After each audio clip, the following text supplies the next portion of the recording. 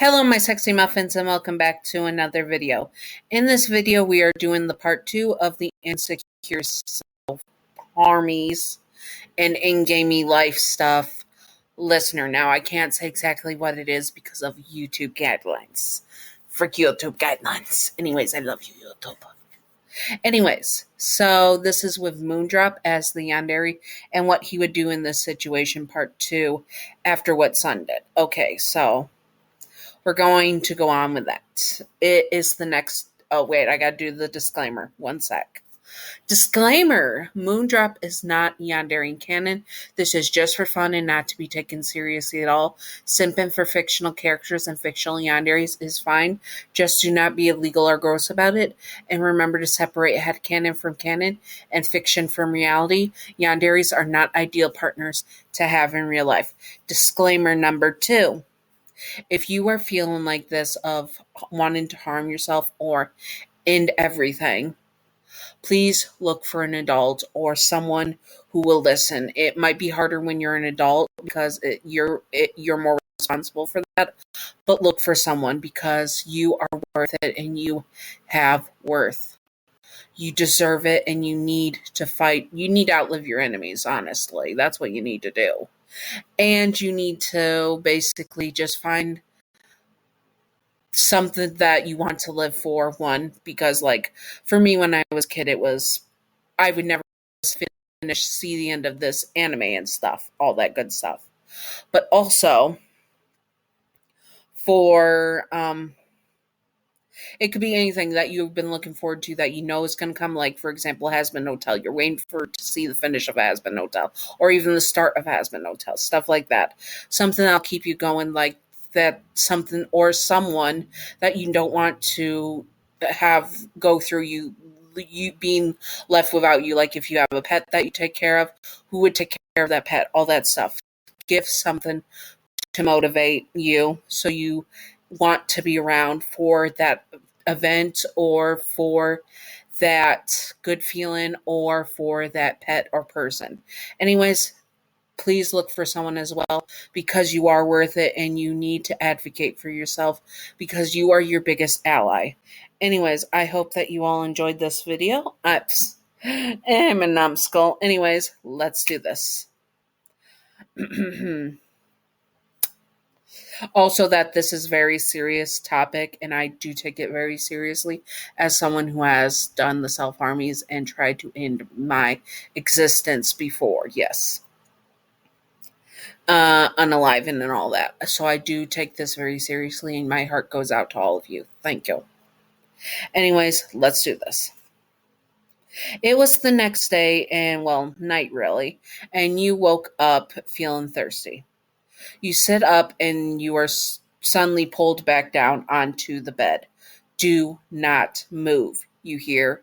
It was Moondrop. You realized you were in the daycare still, and that, well, Moondrop was now watching over you because it was nighttime in the Pizzaplex. Moon, I have to go. I'm going to be late for work. Well, not work, but I can't be here. It's after hours. You say, trying to push him away, but he keeps you firmly down. No, you have been overworking yourself and stressing yourself out, he says firmly. We are going to take care of you, Starlight. Just let us take care of you, he says, and nuzzles his face into your neck. You blush at that, but try to push him away still. Moon, I'm serious. And I am serious too, Starlight. Now be a good girl and rest your head while I get you a glass of water and a snack. And with that, he left wherever you were. You look around and find that you are on the Sun and Moondrop's room. You could easily sneak out the door, but you knew Moon would think of that. So you get up and look over the balcony. You had to admit it was very pretty when all the lights were down and the fake star lights were on. You look at the starlight and see Moon coming back up with a bottle of water and a bag of chips. It's a Pizzaplex. What do you expect?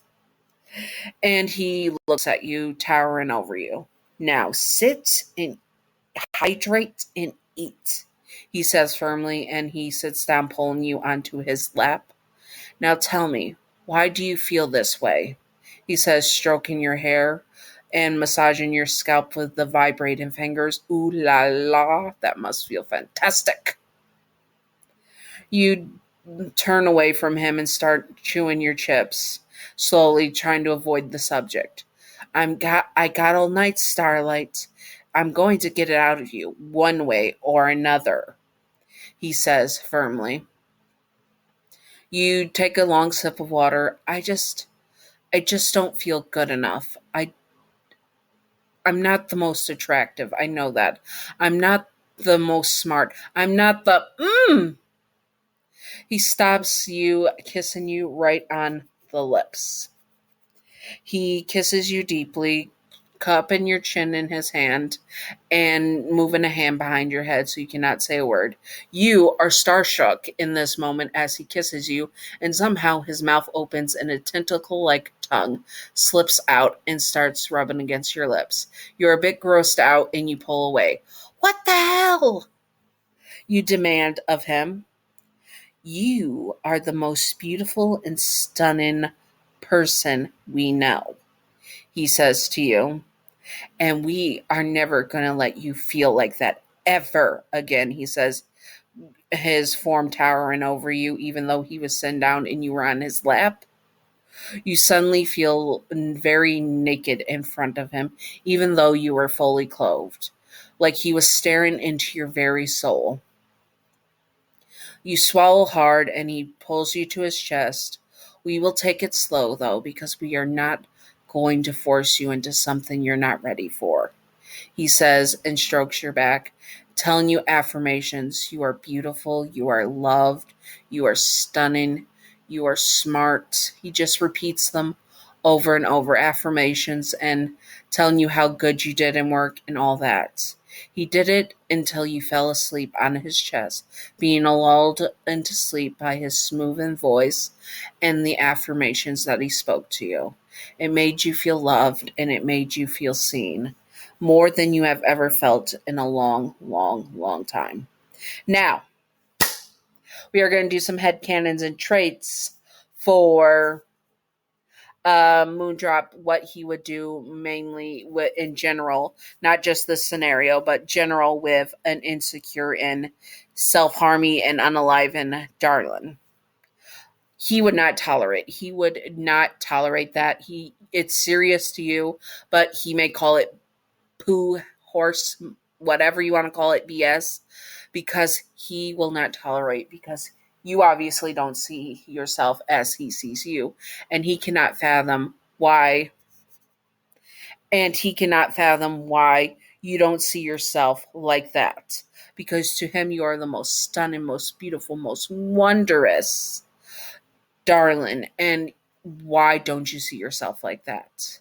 So he would also be the one to do a lot of affirmations for you, and most likely would put you in front of a mirror and force you to listen to them, and eventually force you to say them until you started believing it yourself, which is actually a very good tactic, complimenting yourself in the mirror. Fun fact, I know it makes you feel silly and you want to just insult yourself, but every time you insult yourself, compliment yourself again, and that would really help. Sorry, sidetrack. That's a very good skill and I suck at it, but I'm working on it. Anyways. And for you to believe it yourself, to compliment yourself and see yourself as beautiful and stunning and just gorgeous. And also to see the worth in yourself, that you are good at your craft, that you are smart, that you are talented. He would do all that, and he would make sure, doing bit by bit, slowly getting you to believe it, and then to build up your confidence, which is so, so good. But he's more patient than Sun is. Like, he is more patient and willing to try again and again.